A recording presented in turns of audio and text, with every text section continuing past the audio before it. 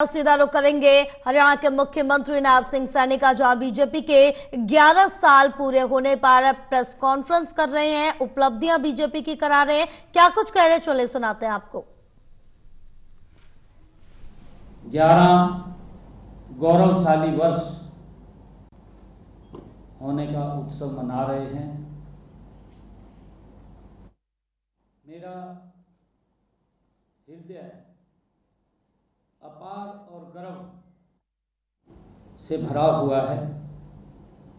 यह केवल 11 वर्षों का कालखंड नहीं है, बल्कि यह भारत के नवनिर्माण, आत्मविश्वास और वैश्विक पटल पर एक सशक्त राष्ट्र के रूप में पुनर्स्थापना का एक स्वर्णिम ये गाथा भी है, जिसको देश का हर नागरिक आज इसकी चर्चा कर रहा है। हम सब जानते हैं कि आदरणीय नरेंद्र मोदी जी के नेतृत्व में इन 11 वर्षों में हमने एक ऐसे भारत का उदय देखा है जो अपनी प्राचीन विरासत पर गर्व करता है, वर्तमान की चुनौतियों का डट कर के मुकाबला करता है और भविष्य के लिए महत्वाकांक्षी सपने संजोता है। ये मोदी जी के नेतृत्व में पिछले 11 वर्षों में ऐतिहासिक बदलाव हुआ है। हम जब देखते हैं 2014 से पहले का भारत, 2014 से पहले के भारत में निराशा और अविश्वास का माहौल था। देश के लोगों में एक भय का माहौल था। नीतिगत पंगुता, भ्रष्टाचार और अक्षम नेतृत्व ने देश के विकास को अवरुद्ध किया। इसकी भी चर्चा देश का हर नागरिक करता था, क्योंकि हर रोज मीडिया के माध्यम से, प्रिंट मीडिया के माध्यम से, इलेक्ट्रॉनिक मीडिया के माध्यम से देश के लोगों को 2014 से पहले देखने और सुनने को मिलता था कि आज देश में इतने बड़े घोटाले हो गए हैं, आज यहां पर घोटाला हो गया है। परंतु आज देश के अंदर एक विकास की गति पिछले 11 वर्षों में बनी हुई है। हम सब ये भी जानते हैं कि देश में उन दिनों भय, भ्रष्टाचार, क्षेत्रवाद और परिवारवाद, भाई भतीजावाद इसका बोलबाला था। ये देश का हर नागरिक जानता है। निष्पक्ष शासन का पूरी तरह अभाव था, इस बारे में भी हम सब जानते हैं। हमने ये भी देखा है, मोदी जी के नेतृत्व में देश ने एक निर्णायक और पारदर्शी सरकार का अनुभव किया है, ये भी हम सब जानते हैं। कार्य संस्कृति में अभूतपूर्व बदलाव आया है। योजनाओं का निर्माण और उनका क्रियान्वयन समयबद्ध तरीके से सुनिश्चित किया गया है।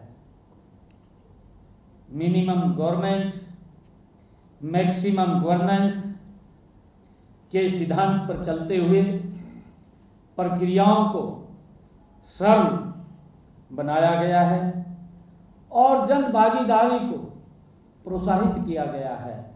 इस बात को हम सब जानते हैं। देश के यशस्वी प्रधानमंत्री नरेंद्र मोदी जी के नेतृत्व में आज हमारा देश अपनी उन्नत प्रौद्योगिकी के बल पर न केवल मिसाइलें बना रहा है, बल्कि सूर्यायान, चंद्रयान और मंगलयान जैसे मिशन सफलतापूर्वक पूरे कर रहा है, इसको भी हम सब जानते हैं। हमने स्पेस डॉकिंग एक्सरसाइज मिशन के तहत अंतरिक्ष में 2 भारतीय सैटेलाइट को सफलतापूर्वक जोड़कर इतिहास रचा है। इसको पूरी दुनिया जानती है।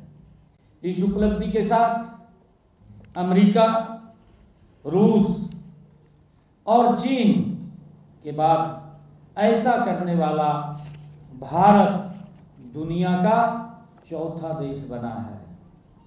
इससे हम सभी भारतवासी गौरवान्वित महसूस कर रहे हैं। हम सब ये भी जानते हैं कि आदरणीय मोदी जी के इन 11 वर्षों के कालखंड में चांद के दक्षिणी ध्रुव पर चंद्रयान 3 को सफलतापूर्वक उतारने वाला दुनिया का ये भारत पहला देश बना है। हमारा यान आदित्य L1 सूर्य की कक्षा में स्थापित होकर सूर्य का अध्ययन कर रहा है। इसको भी एक बड़ी उपलब्धि इन 11 वर्षों में नरेंद्र मोदी जी के नेतृत्व में देश ने देखी है, पूरी दुनिया ने देखी है। जब हम वर्ष 2014 में माननीय प्रधानमंत्री नरेंद्र मोदी जी के देश के प्रधान सेवक के रूप में जब उन्होंने पदभार संभाला था, उस समय हमारी अर्थव्यवस्था पूरी दुनिया में ये 11वें स्थान के ऊपर थी और किस प्रकार से हिचकोले ले रही थी, इसको पूरा देश का हर नागरिक जानता है। लोगों के अंदर इसका भी भय था, क्या होने वाला है, क्या नहीं होने वाला है।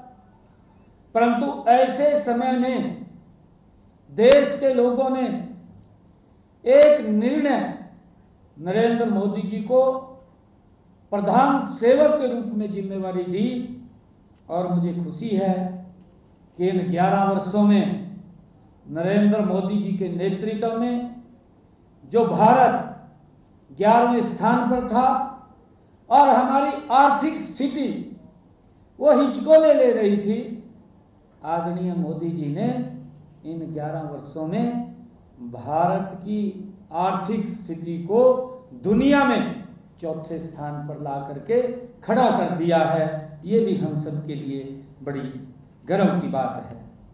आज माननीय प्रधानमंत्री जी के कुशल नेतृत्व और दूरदर्शी नीतियों की वजह से ही हम दुनिया में एक मजबूत अर्थव्यवस्था के रूप में खड़े हुए हैं। ये हम सब के लिए बड़े गर्व की बात है। मुझे ये भी बताते हुए कि इन 11 वर्षों में आदरणीय मोदी जी के नेतृत्व में भारत का कुल निर्यात वर्ष में अगर हम देखें 2023-24 में ये $825 बिलियन तक पहुंच गया है। इंजीनियरिंग निर्यात अगर हम देखें देश के अंदर 2014-15 में ये $73 बिलियन था, जो आज अगर हम देखते हैं कि ये वर्ष 2024-25 में बढ़ करके $117 बिलियन हो गया है। इस गति से ये निर्यात आदरणीय मोदी जी के नेतृत्व में बढ़ा। अगर हम भारत रक्षा निर्यात की बात करें 2014 से ये 34 गुना ज्यादा हमारा रक्षा निर्यात वो बढ़ा है। रक्षा निर्यात 2023-24-25 में ये बढ़ करके 23,622 करोड़ रुपया हो गया है। जबकि अगर हम देखें 2014-16 के अंदर अगर हम ये ध्यान करें तो ये मात्र 1521 करोड़ रुपए था, जो बढ़ करके 23,622 करोड़ रुपए हो गया है। ये देश के लिए एक गर्व की बात है। आदरणीय मोदी जी के नेतृत्व में हम सब जानते हैं कि देश किस मजबूती से आगे बढ़ रहा है।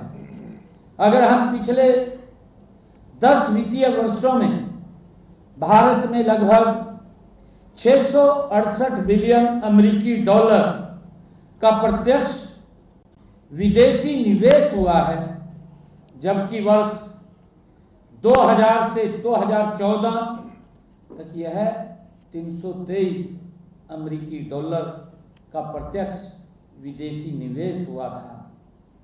आदरणीय मोदी जी के नेतृत्व में जो नोटबंदी और काले धन के खिलाफ कठोर कदमों से समानांतर अर्थव्यवस्था पर भी कड़ा प्रहार आदरणीय मोदी जी ने इन्हीं 11 वर्षों के अंदर किया है।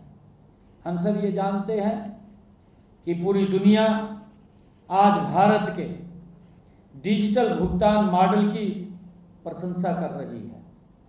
भाइयों, हमारे देश के ही इस प्रकार के अर्थशास्त्री थे जो ये बात बोलते थे, जिन्होंने संसद के पटल के ऊपर भी खड़े होकर के बात कही कि यहाँ अनपढ़ लोग हैं, वो कैसे यूपीआई का उपयोग करेंगे, कैसे वो डिजिटल लेन देन करेंगे। इसका मजाक बनाया गया, परंतु आज पूरी दुनिया इसकी प्रशंसा कर रही है। इस मॉडल की, डिजिटल भुगतान की आज पूरी दुनिया प्रशंसा कर रही है। मुझे खुशी है कि डिजिटल इंडिया के माध्यम से गांव-गांव में इंटरनेट सेवाएं पहुंचाई गई हैं। हम देखते हैं, चाहे यूपीआई हो या भीम ऐप हो, लेन देन को आसान और पारदर्शी बनाने का काम ये पिछले 11 वर्षों में आदरणीय नरेंद्र मोदी जी के नेतृत्व में हुआ है। एक रेडी वाला व्यक्ति भी इस डिजिटल लेन देन का उपयोग कर रहा है। ये हमारे देश की, ये आदरणीय प्रधानमंत्री जी के डिजिटल ये भुगतान की एक जब पूरी दुनिया प्रशंसा कर रही है, उसका प्रमाण है। हम सब ये भी जानते हैं कि कोरोना कालखंड में केवल देश आदरणीय नरेंद्र मोदी जी के नेतृत्व में देश ही नहीं संभाला, बल्कि मेड इन इंडिया वैक्सीन के माध्यम से दुनिया की भी सहायता करने का काम हमारे आदरणीय नरेंद्र मोदी जी के नेतृत्व में हुआ है। ये हम सब जानते हैं। और मुझे ये कहते हुए, बताते हुए कि इससे पहले माननीय प्रधानमंत्री जी ने देश हित में कई ऐतिहासिक निर्णय लिए हैं। हम सब जानते हैं कि जो देश के लिए एक नासूर बनी हुई थी, एक बड़ी समस्या थी, जिसके कारण से देश आतंकवाद की आग में झुलसता रहता था और वहां के लोगों को वो पूरी सुविधाएं नहीं मिल पाती थी और देश पूर्ण रूप से भारत के साथ जुड़ा हुआ नहीं था। परंतु आदरणीय नरेंद्र मोदी जी के कड़े इस फैसले से धारा 370, 35A को हटाकर जम्मू कश्मीर से लेकर कन्याकुमारी तक अखंड भारत का राष्ट्रीय सपना साकार करने का काम इन 11 वर्षों में आदरणीय नरेंद्र मोदी जी ने किया है।